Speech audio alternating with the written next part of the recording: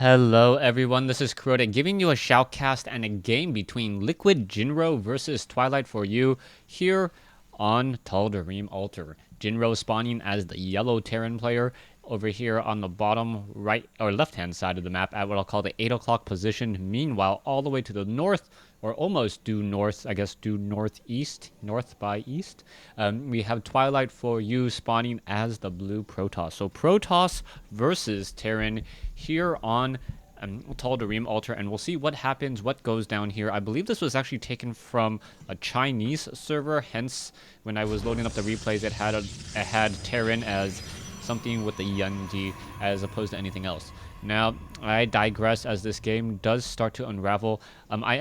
Start to unfold. I am trying to find newer games to cast. These games are actually about a week and a half old now. But with the holiday season, a lot of people deciding not to play in tournaments, a little bit more difficult to find any replays as a lot of people are just traveling and there's really not that many events going on right now. Now, we'll see what Jinro is going to be opening up with. It looks like he will be building a barracks over here on the front door, and then we'll see if he goes for an early gas. The same could be said about Twilight for you as well. He is going for that gateway, so it is going to be a gateway first, and with the gateway first, I would normally assume he's going to get an assimilator followed by a cybernetics core. It's very rare for a Protoss to go gateway nexus, as the range units... without any range units, you really don't have that much to capitalize on. We can see Twilight for you currently getting that assimilator up already, continuing to chrono boost out a lot of probes for a stronger economy. Currently up to 15 probes compared to 14, so not quite sure why. Normally Twilight for you should have a 1 to 2 or probably a 2 probe advantage right around now. Does he get it? No, he still does not have that 2 probe advantage, as we now see an orbital command now being upgraded. You can see Jinro not getting any early gas, and without early gas now, that means that he will be going for that early command center. So an early command center, it will most likely be built here, as early Stalker Zealot pressure very difficult to deal with if you try to build a command center outside his base, and he is going to be doing that. So I take it back, Jinro being a little bit more gutsy. There's going to be one Marine here, and this is going to be rather difficult to try to hold off if Stalkers are being added. You can see that there is an SCV off over here. The SCV did gain sight of a gateway and a cybernetics core, and he knows that there is not going to be a nexus anytime soon. Stalker and Zealot now being chrono boosted out. Warp gate tech not yet started. Most likely will start as soon as there is 50 minerals. There you go.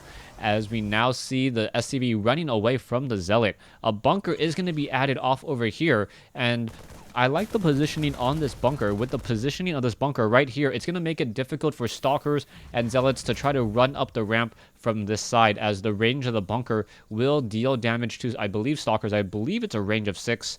If not, not quite sure. Perhaps the bunker should be placed down a little bit here, but then that's a little bit too much surface area, as the Marines now are going to try to fight back. There is that Zealot. The Zealot's not going to be able to get up the ramp, and it looks like Jinro, just knowing the timing, knowing the positions, knows that he could set up this command center. He has that one bunker already in position there. The Stalker could try to poke its head up, but if it does poke its head up, it is just going to take a lot of damage before it even gains sight onto that location. Now, back over here, we can see a Nexus now being warped in as well, in addition to a pylon. And something that I gotta mention, please, for some reason, I was playing a game on the ladders recently today. I was helping out a friend. My friend says he really wants to get into Diamond, so I played all of his placement matches for him. And a little bit, as I'm just talking about a little bit of my gameplay experience today. And a player went mass Reapers and then placed Reapers in the bunker. If you have Reapers in a bunker, you have a range of 5.5, and that means that Stalkers and Marauders can attack the bunker without the Reapers fighting back. So really, really got to be careful with that. The Marauders were easily able to take down all of the bunkers, and then Reapers without Reapers going up against Marauders, not a very good sign anyways, as this game does continue on. SCV now trying to take a look, making sure that there are no hidden tech buildings over here in the fog of war. Does reveal a little bit more, as we now see 2 additional gateways warping in from Twilight. With one bunker, Jinro needs to keep track of what his opponent's doing, and that scout, what it was meant to do was it was meant to see if a nexus is down, and if a nexus is down, he knows that there is not going to be some crazy one base all in.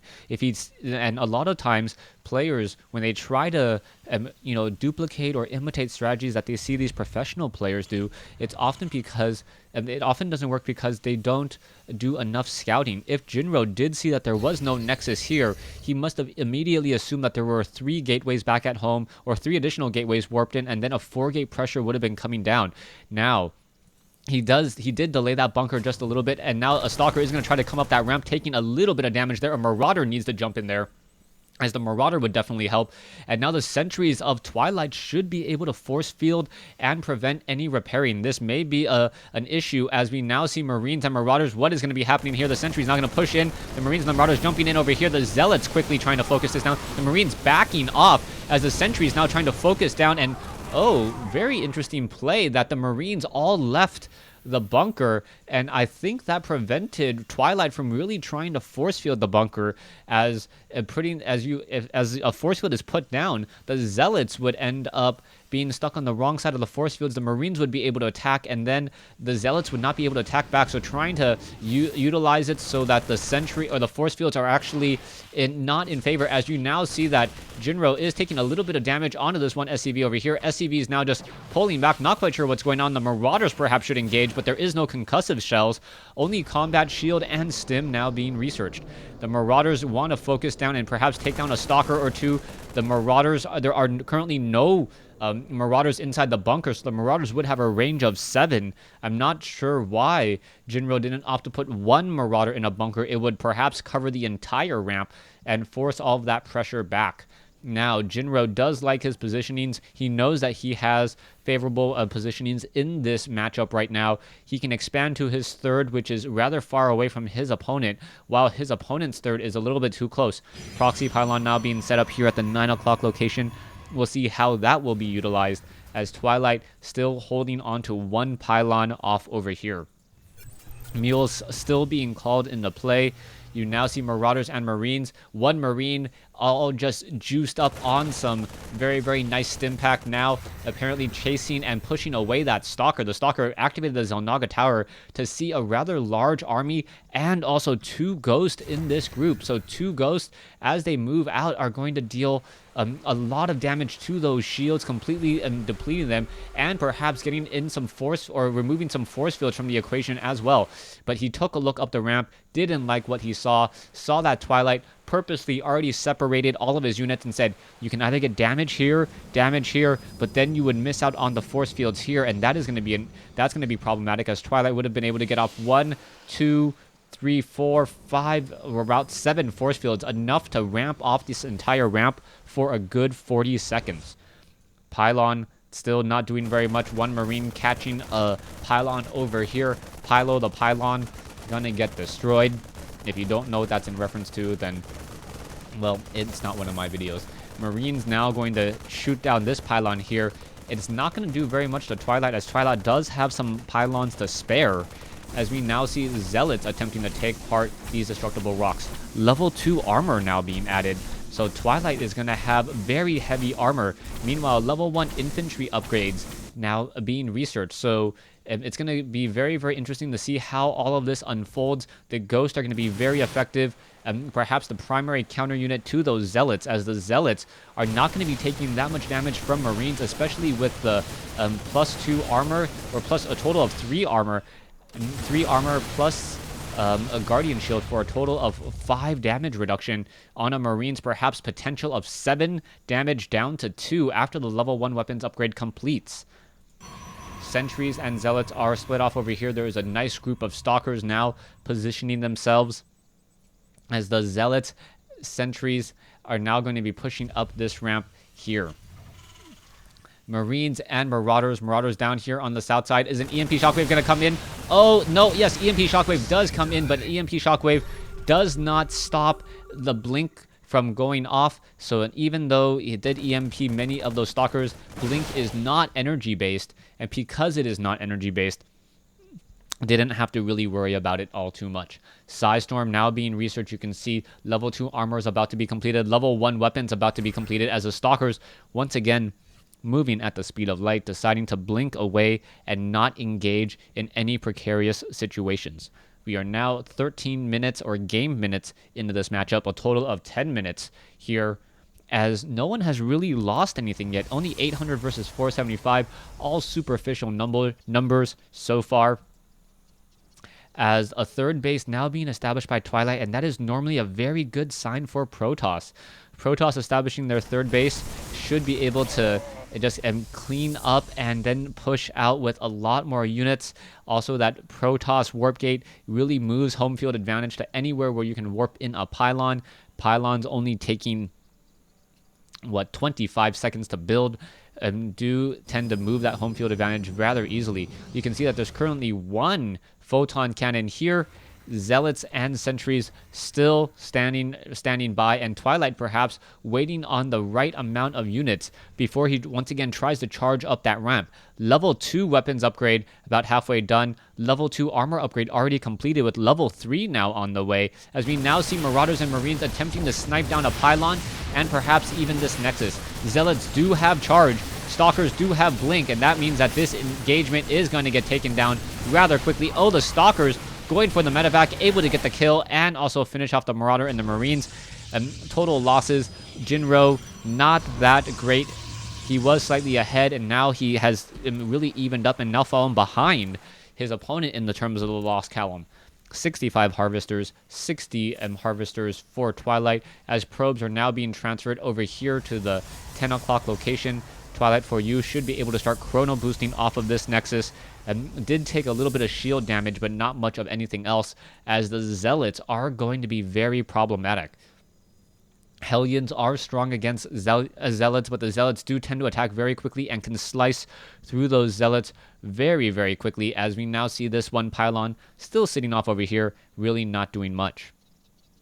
Level 3 weapons upgrade now finally getting started. Level 3 armor upgrade about to be completed, so it looks like Twilight's going to have a very small window to utilize his essentially +1 weapons upgrade over Jinro's nothing, as the Zealots are now simply coming back along that far side. We should have 3-3 upgrades here momentarily. There's a scanner sweep.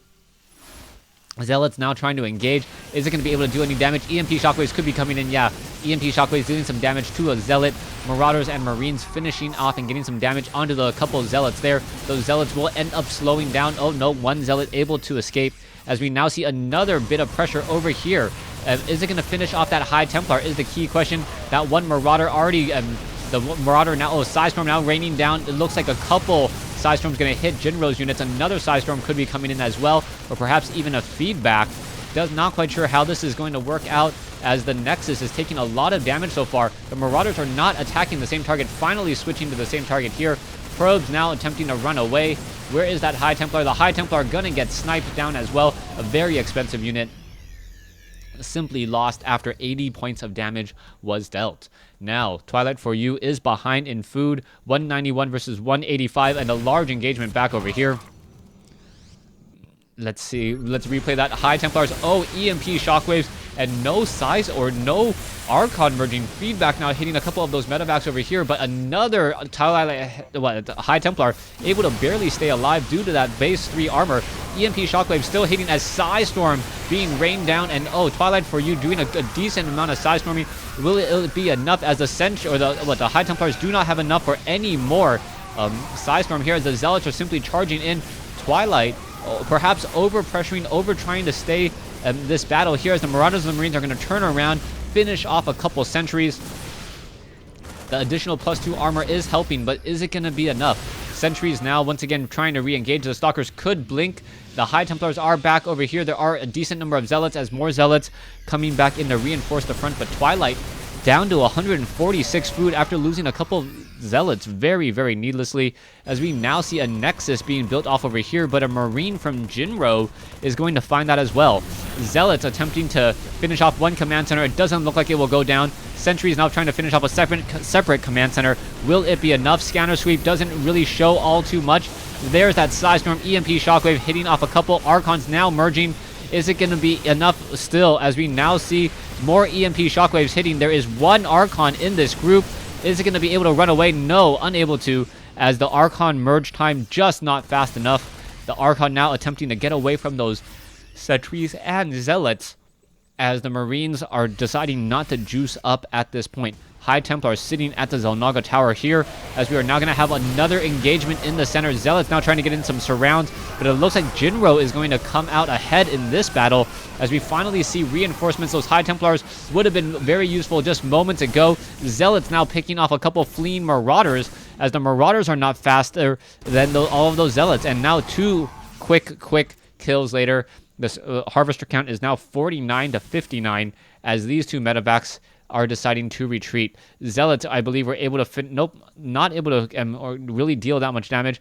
Back here, we are going to see a Nexus now warping in, as Twilight for You really needs to figure out how he's going to transition into the main portion of this game. One Marine now down, another Marine is coming in. The Marine does have a base of 2 armor, so reducing the amount of damage that these probes do from 6 damage every 1.5 seconds to 3 damage every 1.5 seconds.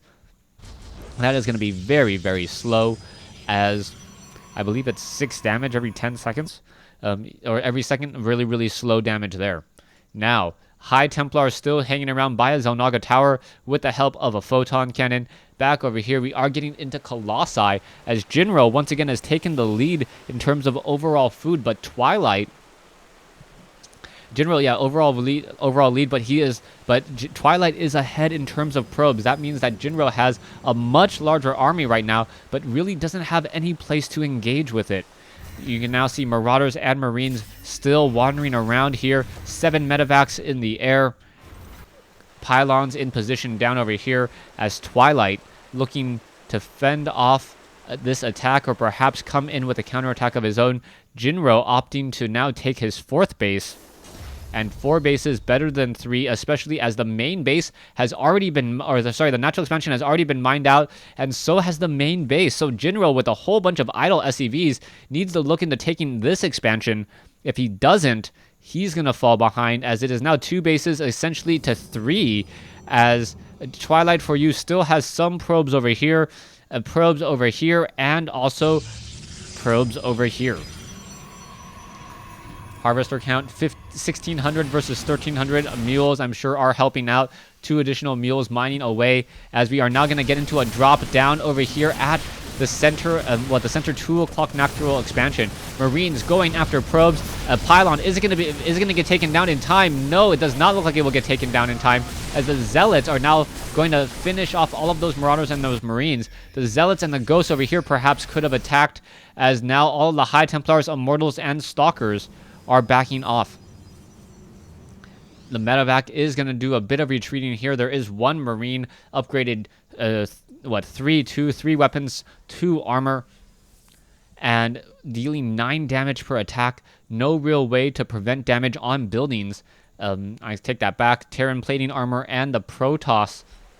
I believe Protoss has the shield armor upgrades. That also applies to buildings as well. So both sides opting to not upgrade their buildings, and this is going to be interesting as this game continues forward. Marines and Marauders are in position. 1 Zealot now trying to run in. Marauders now trying to run in, but the Zealots being very smart, opting to run away here, and now Zealots getting taken out over here. Meanwhile, we have Marines and Marauders going after 1 High Templar. Another High Templar may get taken down, as the Nexus over here has been destroyed. But now we have a large engagement up the front. Zealots now charging into the main base. Is the supply depot going to raise in time, perhaps create another artificial choke point? It doesn't look like it, as the Zealots are going to be able to take down those all of those supply depots in a matter of seconds. So, Orbital Command now down to 240 hit points. That is going to be very, very sad day, as that Orbital Command will most likely burn to a crisp. More Psystorm still raining in. Ghost does have enough for some EMP shockwaves, or he rather did, until he activated his cloak. An EMP shockwave perhaps would have been a much more useful attack, as both sides now trying to engage. No, it looks like Jinro looking to go back and defend, knowing that the longer this game goes, the better situation he will be in, as he's going to have enough of an income to really replenish his army. 2 bases versus 1, but right now, and the Terran player also has a much larger army. How is this all going to unfold? Marines, Marauders, and Ghosts now need to come in. Is it going to be able to win out on this fight? High Templar perhaps going to get it in a Psystorm. It doesn't look like it. It's just going to get massive sniped. There it goes, as the Vikings perhaps going to engage. There's some more Psystorm coming in. High Templars all popping and falling to the dust. Colossi getting destroyed. Another Colossus getting destroyed here. And I believe Jinro should be able to take this game now, as he has a very commanding lead in his overall army. 2,400 resources, or 2,500 resources more at this stage. Harvester count is 40 to 43. It would still be a little bit of a premature GG, as Zealots now being warped into the field. Jinro needs to figure out what his long-term strategy is. He cannot just ease up on his opponent just quite yet. If he does, Twilight may be able to get back into this. Twilight now with a lot of energy on most of his nexuses, and if he's able to chrono boost out upgrades, that would be a really safe call. Blink has already been completed. Zealot level 1 armor has already been completed, all the way up to level 3, and I don't see weapons upgrade at all. Vikings are in position to perhaps shoot down a couple of these Colossi. Is it going to be able to make it so, as EMP Shockwaves dealing some damage, and now also some Psystorm coming in. All the Vikings getting destroyed there. So a nice Psystorm on top of Vikings, as the Ghost now trying to snipe and able to snipe off many of those High Templars. So those High Templars are truly glass cannons, able to deal a lot of damage, but also cannot take all of that much, as, oh, what is going on? Nice. Oh, that goes down to 2 hit points, still revealed there, as we now see the Marauders trying to turn back again. Jinro now in trouble himself, as he's looking to fend off the swarm of probes that's coming in and trying to help him win the war. More Psystorms still coming in. It looks like the Marauders are all gonna perhaps just leave and take their toys with them, as we now have Jinro running on essentially 2 bases and trying to rebuild a third. Zealot sitting outside the front over here. Twilight is in a dominant position right now. His army is much larger. He has a lot of Zealots. Those Archons also very helpful, as the Stalkers now move in to finish off some supply depots and perhaps even some SCVs. One supply depot goes down. Another one goes down, as Jinro doesn't have a lot to really fight back at this stage. The probes absorbing as much damage, the probes now dealing as much damage as they can, as the SCVs are all taken out. Back here in the main, at the largest base now for Jinro trying to fight the swarm. We can see that there are a lot of Banshees here, so those Banshees may help win out the war if they're able to actually get into that location. Hellions now continuing to fight, as the Zealots are now pushing their way in, and it looks like that Archon may be able to get some easy damage onto those Banshees. Banshees are not biological. Oh, one Archon quickly taken down. I believe it is dealing 72 damage per round of attack, and continuing to deal a lot of damage per attack there. So Archon's still trying to run away. It looks like that Archon has taken a lot of damage, now being forced to run with its tail between its legs, but it does have 3/3 upgrades. Oh, taking down the Colossi, nicely played there, making sure to remove the AoE threat, as the Zealots and Probes are now going to town inside the main mineral. It looks as though this game now just coming down to the wire. 6 Harvesters versus 18. The Probes of Twilight for you really coming out in the benefiting end, as Banshees are now attempting to finish off the rest of this base, this third base here. A 4th base has been lifted off and landed over here. It may be reestablished over here later on, as Liquid Jinro needs to call in more mules and try to restock and replenish his army. We are now, I don't know how many minutes we are into this, 23 game minutes, 33 real life, or 33 Blizzard minutes, I guess I'll call them. And we are now at 23 food versus 34. Rather strange that no one was able to really deal a killing blow to their opponent. Command center still mining away. Both of these gases only have 1 harvesters. More long distance mining with that walk of shame. More probes being added to the walk of shame, as Jinro knows that he is in a pickle. Zealots now hugging along the far side may run in and get some damage here. Jinro doesn't have that much of an economy, so he's not going to really be able to replenish all of those SCVs nearly as quickly as he would like. He really wants to be able to replenish those SCVs, perhaps get in some mules and a very strong income, as Marines attempt to take down this pylon here.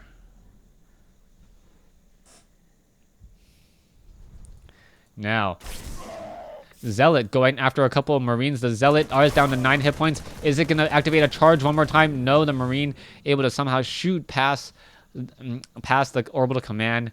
A bullet does not curve, but apparently it can shoot around things.